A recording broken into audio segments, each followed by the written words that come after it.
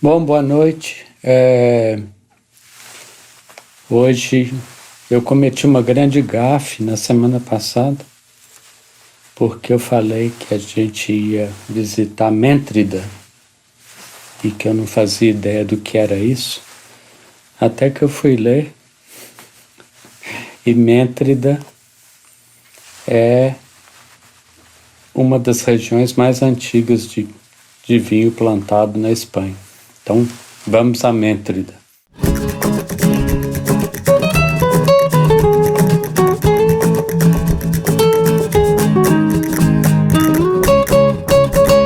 Bom,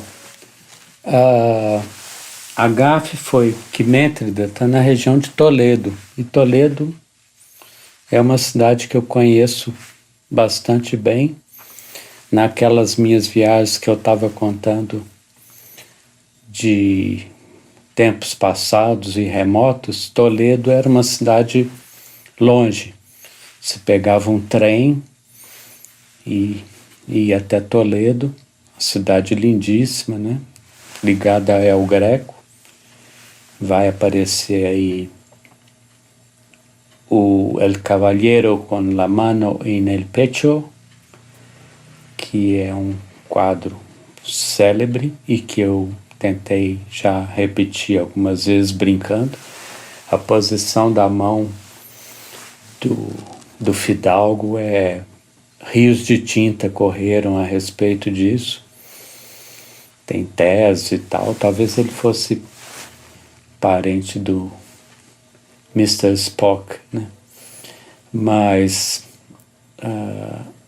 Toledo é uma cidade muito bonita, fica no alto de um monte, com aquele céu que a gente não acredita. A gente acha que o El Greco inventou aquele céu, mas o pôr do sol em Toledo é o pôr do sol do El Greco, né? Tem um poema do Murilo Mendes que eu não consegui achar aqui, um poeta mineiro que eu gosto muito, um pouco esquecido. Caminito toledano, quem lo habrá percorrido? Estou falando de memória, se não for dele é do Garcia Lorca. Depois eu checo. E a gafe foi essa, né? Méntrida é Toledo. Todas as regiões em torno de Madrid produziam vinhos, mas quando eu ia lá, eles eram vinhos de mesa, né? Depois foram surgindo as denominações de origem. A denominação de origem Méntrida é de 76 e tem apenas 26 bodegas. E uma delas é a Arrayán. Então hoje e semana que vem nós vamos falar dos vinhos das bodegas Arrayán. Primeiro eu vou falar do tinto. Hoje é um tinto, semana que vem também, mas hoje é o Arrayán Selección. É o primeiro vinho, dá para ver. E aqui está Méntrida, o selinho, né? É um vinho de 14 de álcool. Ontem eu fiz uma degustação privada com amigos via Google Meets, que durou 3 horas e meia, foi um bate-papo incrível, e de Syrah. E por que eu estou falando isso? Esqueci. E tinha vinho de 15,5 de álcool. É muito, né? É muito. Na Califórnia estava passando de 16 graus, e isso as pessoas acham, mas vinho com pouco álcool, né? A gente não bebe para ficar tonto, né? Se você quer ficar tonto, toma vodka. Ou toma 2 gin tônica, que você fica trelelé rapidinho. Vinho é para dar prazer. Então essa coisa do aquecimento global e da subida da madurez das uvas e do excesso de açúcar e do consequente excesso de álcool está criando problemas. Por exemplo, na Califórnia passou de 16 graus, mudava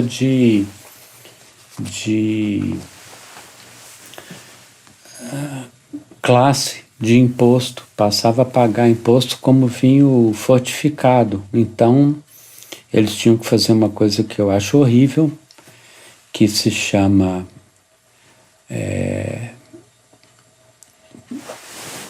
como se chama? Esqueci. Vou lembrar. Mas é tipo liquidificar ao contrário para baixar o teor alcoólico. Claro que nisso se perde uma parte da qualidade do vinho, né? Porque sempre todo tipo de filtragem, etc e tal,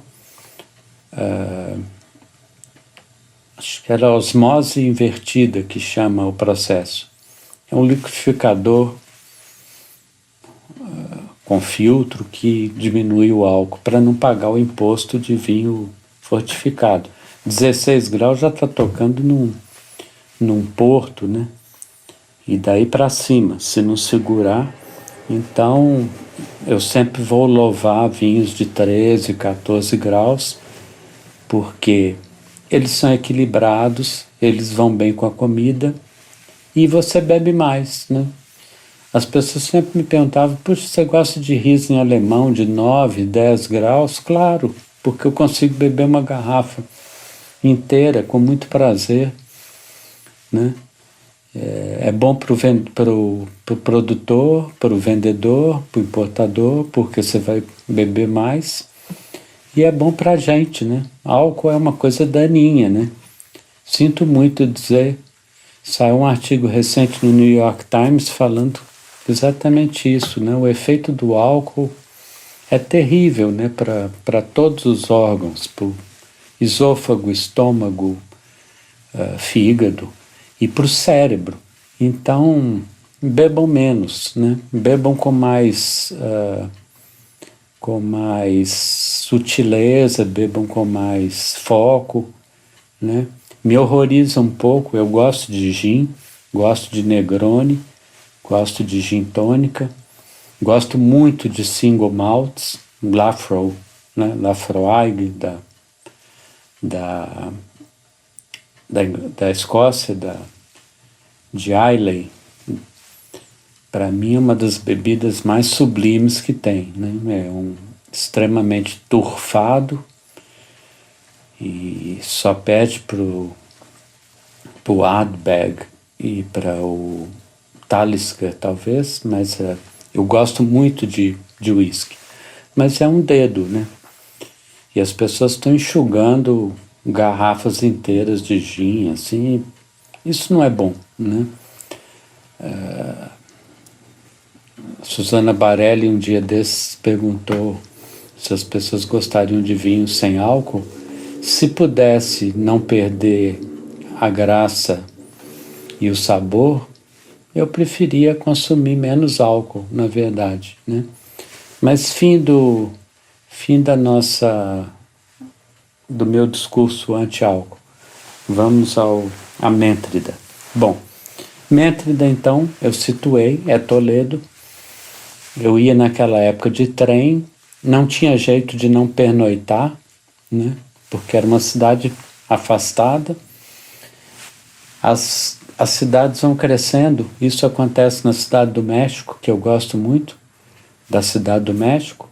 Coyoacán, né? Que as pessoas devem ter ouvido falar, onde está o Museu da Frida Kahlo, onde morava Frida Kahlo, Diego Rivera, o Trotsky se exilou lá, tem o Museu Trotsky, tem o Museu Frida Kahlo, etc. Hoje se vai de metrô, né? Coyoacán foi engolida pela Cidade do México e, no entanto, era uma cidade que se tinha que viajar para chegar. Toledo, idem, né?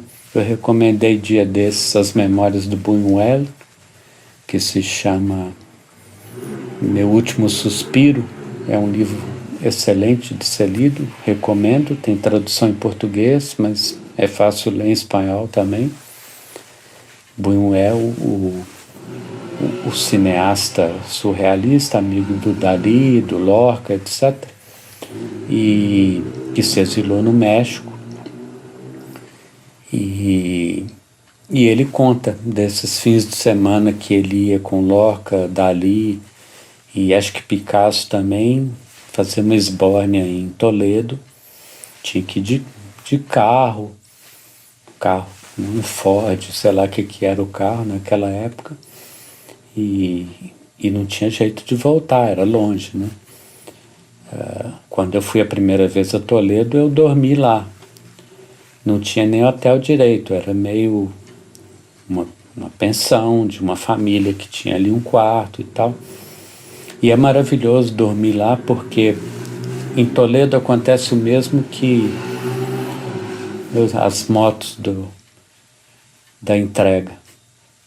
Cada vez estão mais barulhentas devia ter uma ajuda da prefeitura, não só para o delivery e tal, para vender mais comida por delivery, mas para os canos de descarga serem tão barulhentos.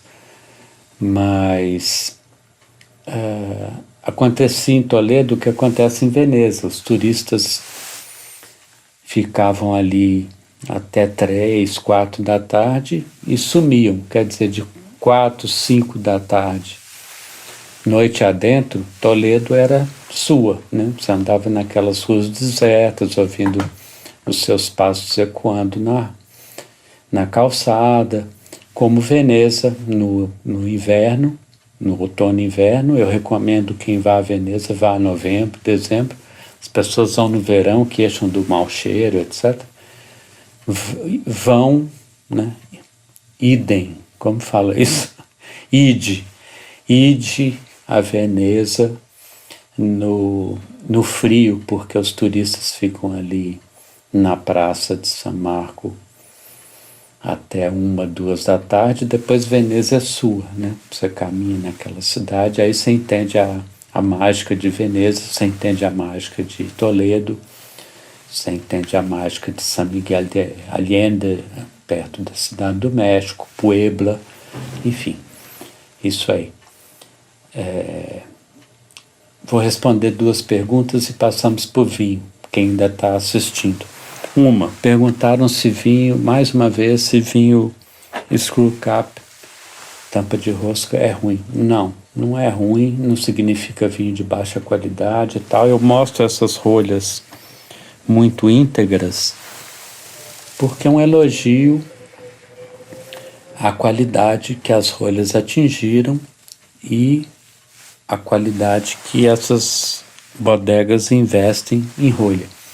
Uma rolha excelente é essa, de vidro, que eu vi muito na Áustria, mas que custam muito caro.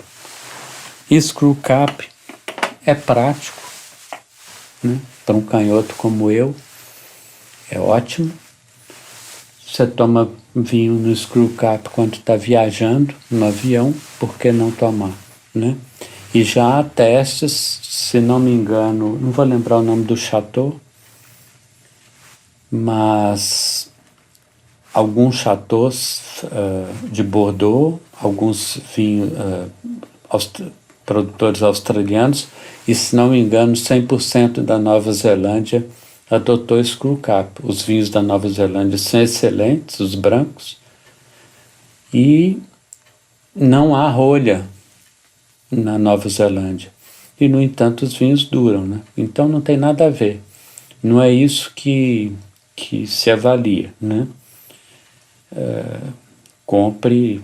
A única rolha que eu acho que realmente deu errado foi a de silicone, porque ela lacra demais, já me quebrou 2 saca-rolhas e elas causam um fenômeno de zero oxigenação dentro, que se chama redução, que eu não vou explicar, mas que, de uma certa forma, compromete o vinho um pouco, embora aerando passe.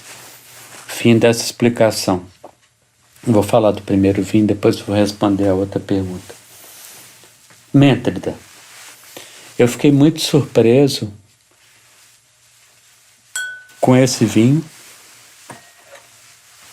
que é muito saboroso.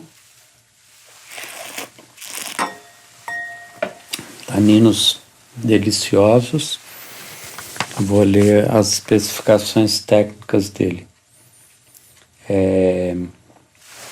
Agora a surpresa é essa, ele é 30% Syrah, 30% Merlot, 30% Cabernet Sauvignon e 10% Petit Verdot. Quer dizer, cadê a uva espanhola aqui? Não tem. Essa denominação de origem permite uma pleiade de vinhos. Eu anotei tudo que eles permitem e é inacreditável. Se pode plantar Imétrida,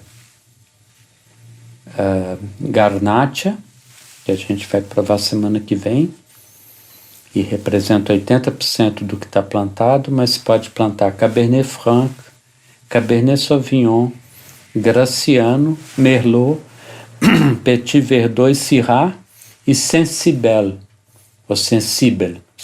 O que é Sensibel? Outro nome para Tempranillo, que eu tinha esquecido, né? Eu esqueci 2 nomes de Tempranillo. Sensibel, que é nessa região de Madrid, e Tinta de Touro, na região de Touro, que é no oeste da Espanha. Depois eu leio as uvas brancas que podem. Então, é um belíssimo vinho, ele é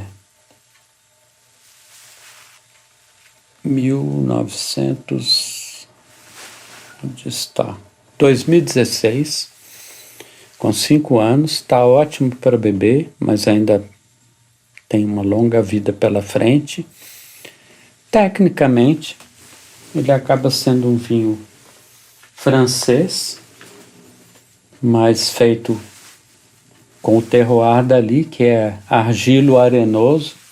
Isso é muito interessante. Eu não vi se as uvas são pé franco, mas geralmente quando tem areia, não dá filoxera, que é o tal pulgão que come a raiz. Então, quando se lê vinhedo pé franco, significa que é um dos raros, Luís Pato tem em Portugal, raros vinhedos que não foram destruídos pela praga da filoxera e que são pés originalmente sem enxerto, porque o que salvou a vinicultura europeia foi o enxerto americano, de vitis americana, e o que vem em cima é uva europeia. Quando diz pé franco, é tudo a mesma uva. Então, o pé franco da bairrada lá, do Luís Pato, na Baga, é raiz e videira de Baga, sem enxerto, né? Então, eu talvez aqui tenha algum pé franco, porque o solo arenoso é positivo para isso. Esse é um ótimo vinho, recomendo bastante. E deixei para segundo lugar, eu estou descobrindo muita coisa. As uvas brancas permitidas na denominação de origem Métrida são Moscatel de grano menudo, Chardonnay, Sauvignon Blanc, uvas internacionais de uma certa forma, Verdejo, que é uma uva espanhola, Viura, e Albilho. E se vocês estão lembrados, eu me fascinei por um albilho que a gente tomou recentemente,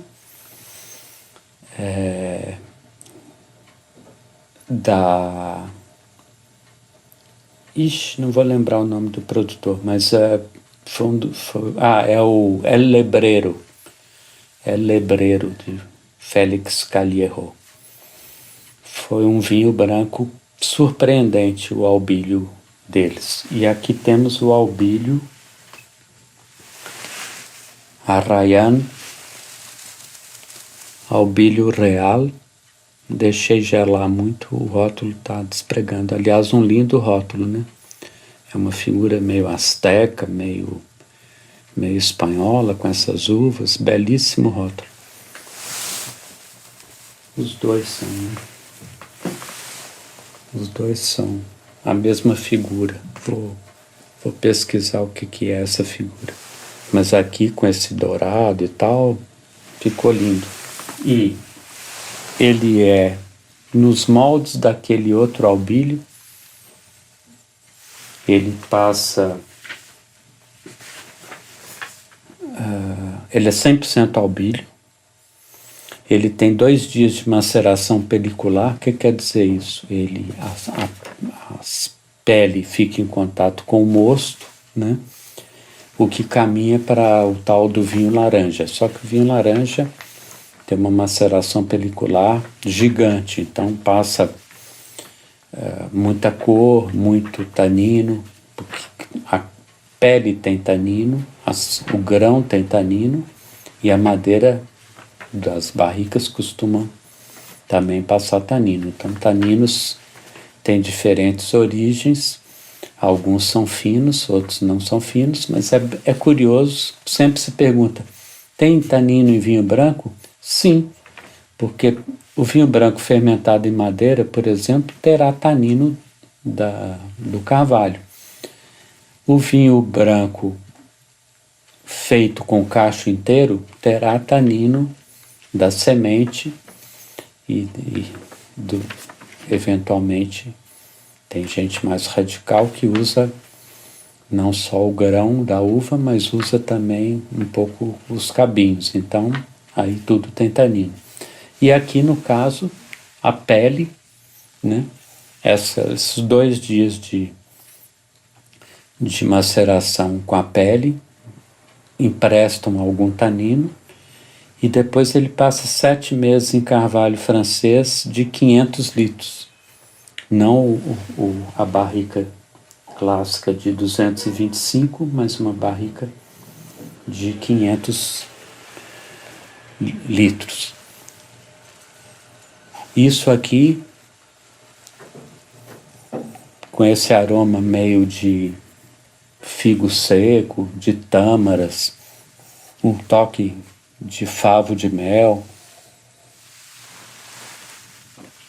Um vinho delicioso de uma uva que eu tive minha fase malvasia na última vez que eu estive em Portugal, 2019, graças à minha amiga Cris Beltrão, que conhece tudo, prova tudo, e ela me aplicou uma malvasia incrível, seca, mas se lembrar que malvasia é a uva que vai entrar nos vinhos da Madeira com o nome de Malmsey, são uvas que evoluem muito bem, né? E hoje está barulhento, né? Agora tem esse péssimo hábito também das pessoas buzinarem para o porteiro abrir a porta da garagem. Putz, deve ter um jeito melhor que isso, né? Tô reclamão hoje. E albílio está me aparecendo como uma espécie de malvasia espanhola.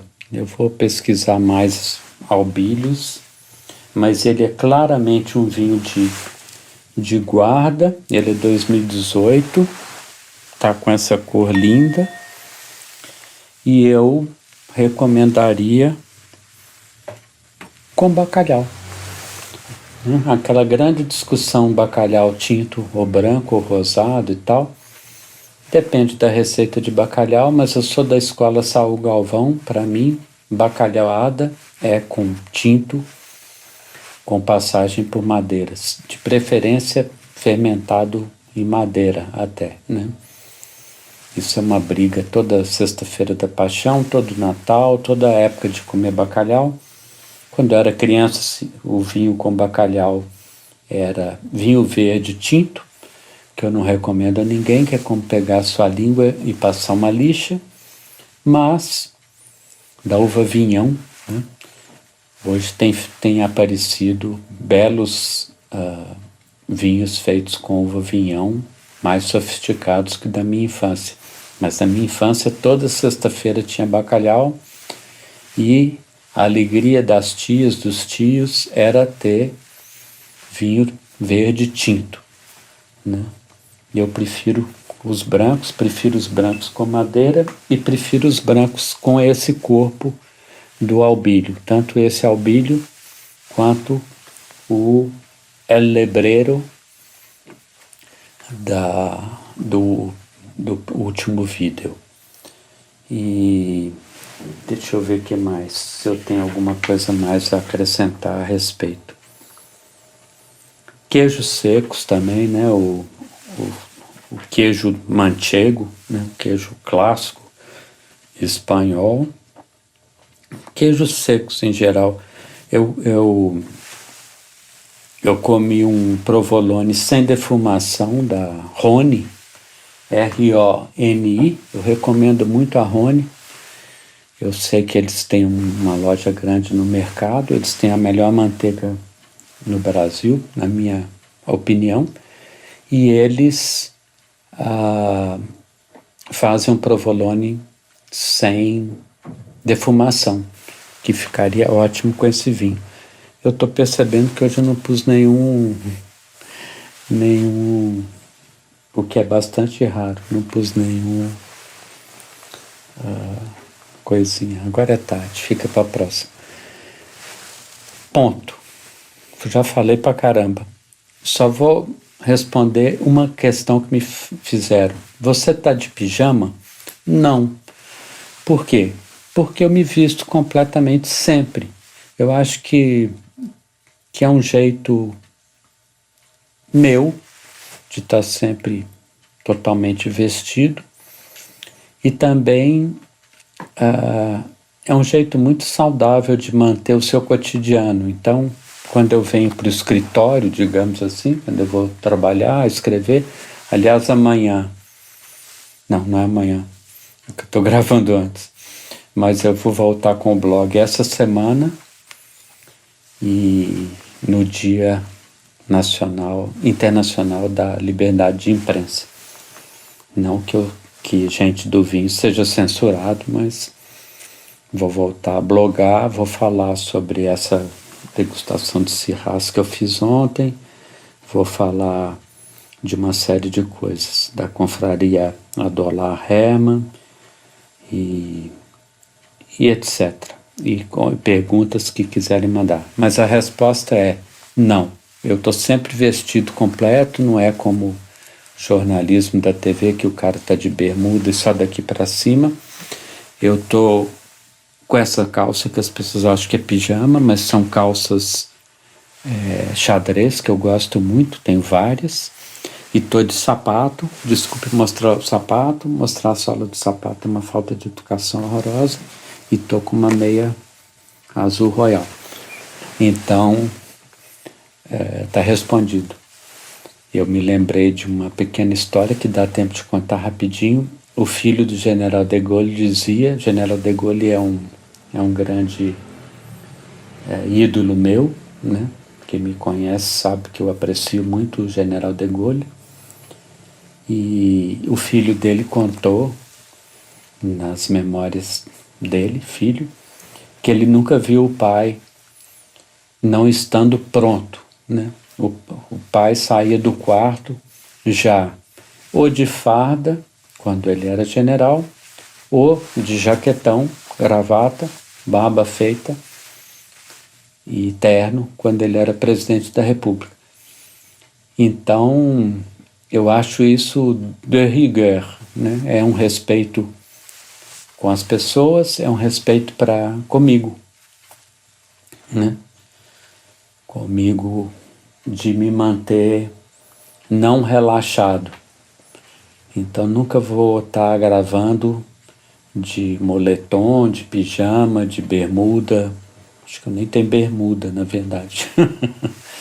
Sou um montanhês, né? Não sou uma pessoa da costa. Enfim, hoje outro recorde de tempo. Vamos ver até quando vocês me suportam. No último vídeo a gente bateu um recorde de visualização que me deixou muito feliz.